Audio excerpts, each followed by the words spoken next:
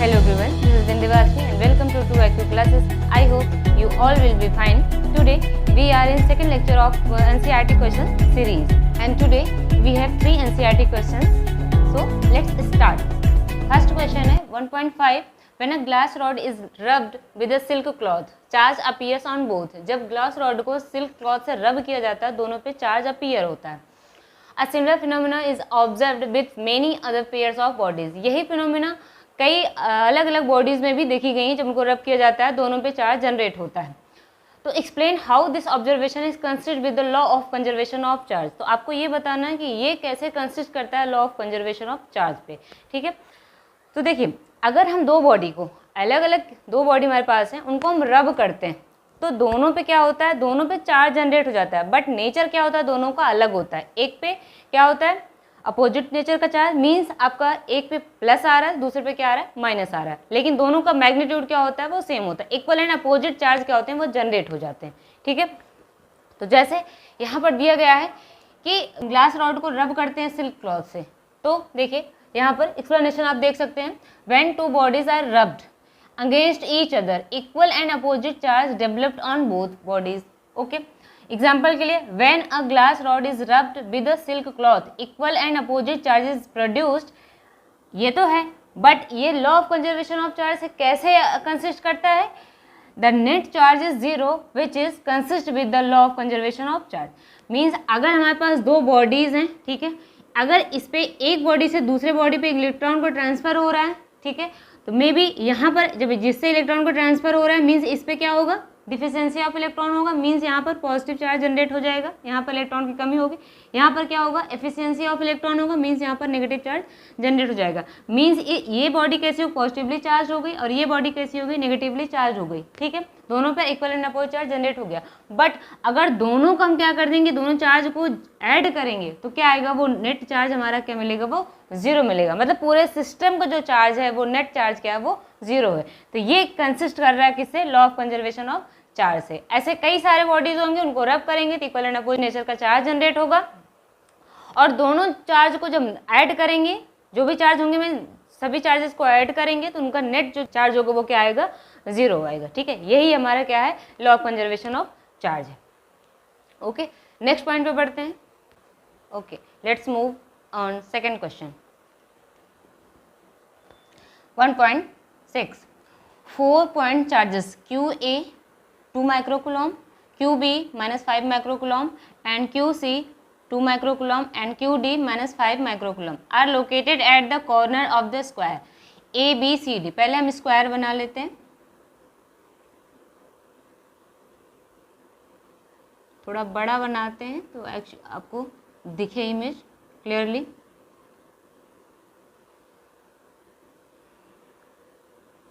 Square ABC and D. Okay, तो QA given है कितना है 2 microcoulomb, QB -5 microcoulomb, QC 2 microcoulomb, QD -5 microcoulomb. Okay, अब यहाँ पे फिर आगे क्या गिवन है, square ABCD of side 10 centimetre. मतलब सभी की जो साइड है वो 10 सेंटीमीटर है क्योंकि स्क्वायर है तो 4 साइड्स क्या होंगी वो इक्वल होंगी. फिर what is the force on a charge of 1 microcoulomb placed at the centre of square. Square के सेंटर पे एक चार्ज प्लेस किया गया है जिसका मैग्नीट्यूड क्या है 1 माइक्रोकुलम. तो वहाँ पर तुम्हें नेट फोर्स बताना है. तो हमें सेंटर कैसे मिलेगा, हम डायगोनल्स को मिला देते हैं. अब स्क्वायर का डायगोनल क्या होगा कि जहाँ पर कट करेगा वो सेंटर हो गया और जो ये साइड्स होंगे ये जो डायगोनल ये क्या करेगा इक्वल पार्ट में डिवाइड करेगा. मतलब ये क्या होंगे इक्वल होंगे आपस में, ये और ये. ठीक है, अब यहाँ पर चार्ज कैसा है 1 माइक्रोकुलम का चार्ज है. तो यहाँ पे नेट फोर्स आपको फाइंड करना है, F फाइंड करना है. इन चारों जो चार्ज हमारे उससे नेट फोर्स यहाँ पर सेंटर पे क्या होगा वो बताना है. ठीक है, चलिए देख लेते हैं. पहले डायरेक्शन हम यहाँ पर मेंशन कर लेते हैं. डायरेक्शन क्या होगी, जैसे आप देखिए ए क्या है यहाँ पर 2 माइक्रोकूलम एंड ये भी क्या है 1 माइक्रोकूलम। अब दोनों का आप नेचर देख रहे हो, ये पॉजिटिव है ये भी पॉजिटिव है, तो हमें क्या ओ पे बताना है इसकी वजह से कितना फोर्स लग रहा है ये बताना है। तो यहाँ इसका मतलब ये क्या है, दोनों में क्या होगा, रिपल्सन होगा, तो ए क्या करेगा, इसको रिपेल करेगा। तो डायरेक्शन क्या हो जाएगी ए की, ये डायरेक्शन हो गई, मतलब यहाँ पर कौन सा फोर्स लग रहा है, एफ ए। अब ऐसे ही सी क्या है 2 माइक्रोकूलम है और ये 1 माइक्रोकूलम है, मतलब ये दोनों ही क्या है सेम नेचर के हैं, मतलब दोनों पॉजिटिव है, क्या करेंगे रिपेल करेंगे। तो डायरेक्शन क्या हो गई, सी के लिए ये डायरेक्शन हो गई, रिपल्सन की डायरेक्शन मतलब एफ सी। अब यहाँ पर देखिए ये माइनस है और ये क्या है प्लस, तो यहाँ पर ये माइनस और ये प्लस है, मीन्स इसमें अट्रैक्शन होगी, तो ये क्या करेगा अपनी तरफ अट्रैक्ट करेगा, मीन्स जो फोर्स लग रहा है वो क्या लग रहा है यहाँ पर डी, जो जहाँ पर डी पॉइंट पे क्यू डी है वो क्या कर रहा है फोर्स अपनी तरफ अट्रैक्ट कर रहा है, मीन्स एफ डी ये। और यहाँ पर भी देखेंगे ये पॉजिटिव है ये नेगेटिव है, तो ये क्या करेगा क्यू बी अपनी तरफ अट्रैक्ट करेगा, तो यहाँ पर एफ बी की डायरेक्शन ये हो गई। मीन्स यहाँ से आप देख सकते हैं एफ बी की डायरेक्शन बी की डायरेक्शन में ही है, एफ डी की जो डायरेक्शन डी की डायरेक्शन में है, और एफ ए की डायरेक्शन क्या है सी की तरफ है, और एफ सी की डायरेक्शन क्या है ए की तरफ है। ठीक है, अब आप यहाँ से एक चीज़ देखो, नोटिस करो कि ये क्या है 2 माइक्रोकूलम और ये क्या है 1 माइक्रोकूलम, इन दोनों के बीच में जो फोर्स ऑफ अट्रैक्शन लग रहा है उनका जो डिस्टेंस है ये, और इन दोनों में भी देखो आप 2 माइक्रोकूलम और 1 माइक्रोकूलम, देखो दोनों का ही जो चार्ज अब क्या इक्वल, ये 2 है यहाँ पर भी 2 है, यहाँ पर भी 1, मीन्स अगर मेंशन कर ले Q1 तो Q1 इसका 2 है और Q2 भी क्या है 1 है, यहाँ पर भी इसको मेंशन कर ले Q1 इसका भी 2 है और Q2 क्या है 1 है, मीन्स चार्जेस दोनों को क्या है सेम है। और अब जो डिस्टेंस आप देख रहे हो डिस्टेंस भी सेम है, क्योंकि जब डायगोनल कट करते हैं तो वो क्या कर इक्वल पार्ट में डिवाइड करते हैं, ये डिस्टेंस भी सेम है। तो जो ये फोर्स लग रहा है एफ ए और एफ सी ये इक्वल एंड अपोजिट, देखो डायरेक्शन क्या है दोनों की अपोजिट डायरेक्शन में, और मैग्नीट्यूड में भी क्या है सेम है। तो आप यहाँ से अगर लिखना चाहो तो लिख सकते हो F A equal F C, दोनों इक्वल हैं, तो यहाँ पर आपको क्या मिलेगा 1/4 पाई एप्सिलॉन नॉट तो रहेगा, और Q1 Q2 के प्लेस पे मान लेते हैं यहाँ पर 2 माइक्रोकूलम है ये है, और ये क्या 1 माइक्रोकूलम है, और जो डिस्टेंस है यहाँ पे कोई एक डिस्टेंस, क्योंकि डिस्टेंस दोनों ही सेम है, तो आप ए ओ स्क्वायर ये ले सकते हो। और ये क्या है इक्वल एंड अपोजिट, यहाँ पर क्या है इक्वल एंड अपोजिट। ऐसे सेम इसके लिए भी आप देख सकते हो कि यहाँ पर ये डिस्टेंस क्या होगी दोनों के लिए सेम होगी। अब आप चार्ज भी देख लो -5 माइक्रोकूलम, ठीक, और 1 माइक्रोकूलम, यहाँ पर भी देखो -5 माइक्रोकूलम और 1 माइक्रोकूलम, चार्जेस भी सेम है और डिस्टेंस भी सेम है, तो ये भी क्या और डायरेक्शन दोनों की अपोजिट है, मीन्स इक्वल मैग्नीट्यूड में भी इक्वल है और डायरेक्शन में क्या है अपोजिट है, तो एक दूसरे को क्या कर दे रहे हैं कैंसिल कर देंगे। तो यहाँ पर ये आप लिख सकते हो F B equal F D equal 1/4 pi epsilon naught, और Q1 ले सकते हैं -5 मीन्स 5 माइक्रोकूलम और Q2 1 माइक्रोकूलम, और डिस्टेंस कोई सा भी ले लो आप, तो यहाँ पर DO या OD कर लो OD स्क्वायर। अब ये भी क्या है इक्वल एंड अपोजिट, तो आप देखो इक्वल एंड अपोजिट है तो ये एक दूसरे को कैंसिल कर दे रहे हैं, ये एक दूसरे को कैंसिल कर दे रहे हैं, तो नेट फोर्स हमें सेंटर पे क्या मिल रहा है वो 0 मिल रहा है, यहाँ पर नेट फोर्स क्या मिल रहा है 0। तो यहाँ पर क्या पूछा गया था, what is the force on charge of 1 microcoulomb placed at the centre of square, तो फोर्स यहाँ क्या होगा फोर्स विल बी 0। ओके, चलिए नेक्स्ट क्वेश्चन पे पढ़ते हैं। Now we have third question 1.7, इसमें 2 क्वेश्चन है ए एंड बी।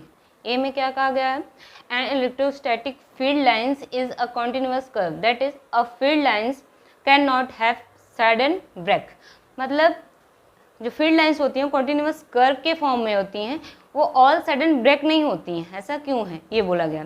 इस क्वेश्चन में क्या पूछा गया है कि जो फील्ड लाइन्स होती हैं वो कॉन्टिन्यूअस कर्व के फॉर्म में होती हैं, वो ऑल सडन ब्रेक नहीं होती हैं, ऐसा क्यों होता है, क्या रीज़न है।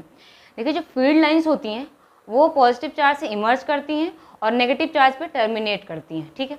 मे भी एज्यूम कर लेते हैं हमारे पास क्या है एक इलेक्ट्रोस्टैटिक फील्ड है, अब उसमें कोई चार्ज ट्रेस कर रहा है या प्लेस किया गया है, तो क्या होगा वो कॉन्टिन्यूअस मोशन में होगा, कॉन्टिन्यूअस मोशन में होगा। ऐसा कभी नहीं होगा कि एक पॉइंट से वो जंप किया फिर दूसरे पॉइंट पे वो पहुंचा, ठीक है, ऐसा कभी नहीं होगा, कॉन्टिन्यूस मोशन में होगा। क्योंकि क्यों ऐसा होगा, क्योंकि उसकी कॉन्टिन्यूस क्या लगेगा, फोर्स लग रहा होगा, फोर्स एक्सपीरियंस कर रहा होगा उस इलेक्ट्रिक फील्ड में, इलेक्ट्रोस्टैटिक फील्ड में, ठीक है। तो फील्ड लाइंस क्या है, वो पॉजिटिव से इमर्ज कर रही हैं, तो जैसे जैसे चार्ज का मोशन होगा वो फील्ड लाइंस भी उसी हिसाब से कर्व, अपना कर्व फॉर्म में जनरेट होती जाएंगी, ठीक है। क्योंकि चार्ज जंप नहीं कर रहा है तो फील्ड लाइंस भी ब्रेक थोड़ी ना करेंगी। जो कॉन्टिन्यूस चार्ज का मोशन है तो कॉन्टिन्यूस हमें कर्व भी मिलता जाएगा, यही इसमें इसका आंसर है। तो यहाँ पर लिखा भी गया, आप नोट भी कर सकते हैं। And electrostatic field lines is a continuous curve because a charge experiences a continuous force when traced in an electrostatic field. Okay, the field lines cannot have sudden break because the charge moves continuously and does not jump from one point to other point. Okay, तो charge का जो motion है वो continuous है, इसलिए हमें क्या मिल रहा है, फील्ड लाइंस भी क्या मिल रही है, कॉन्टिन्यूस मिल रही है, उनका ऑल सडन ब्रेक नहीं हो रहा। नेक्स्ट में क्या पूछा गया है, explain why two field lines never cross each other at any point. ये पूछा गया है कि अगर किसी एक पर्टिकुलर पॉइंट पे जो फील्ड लाइंस होती हैं कभी वो क्रॉस क्यों नहीं करती, मतलब इंटरसेक्ट क्यों नहीं करती हैं, क्या रीज़न होता है। देखिए अब हमारे पास, अगर मान लेते हैं हमारे पास जो कोई चार्ज है Q, ठीक है, उसकी वजह से फील्ड लाइंस कुछ जनरेट हुई हैं, मान लेते पॉजिटिव चार्ज, तो इस पे जो किसी जो ये कर्व हमें मिला है उस पर किसी पॉइंट पे अगर हम टेंजेंट ड्रॉ करते हैं तो वो क्या बताता है इलेक्ट्रिक फील्ड की डायरेक्शन बताता है, इलेक्ट्रिक फील्ड की डायरेक्शन क्या होगी, ठीक है। तो मे भी हम एज्यूम कर लेते हैं, जैसे इसके अपोजिट हम एज्यूम करते हैं, मान लेते हैं कि किसी पॉइंट पे इंटरसेक्ट करती ही है, मान लेते हैं पॉइंट P है हमारे पास, इसमें दो फील्ड लाइन्स क्या कर रही हैं, इंटरसेक्ट कर रही हैं, ठीक है। अब यहाँ पे इस पॉइंट पे आप देखो कि यहाँ पे दो फील्ड लाइन्स हैं, मीन्स हमें क्या मिलेगा, दो टेंजेंट हम ड्रॉ कर सकते हैं, ठीक है। दोनों के लिए क्या कर रहे हैं, दो टेंजेंट हमें ड्रॉ करेंगे।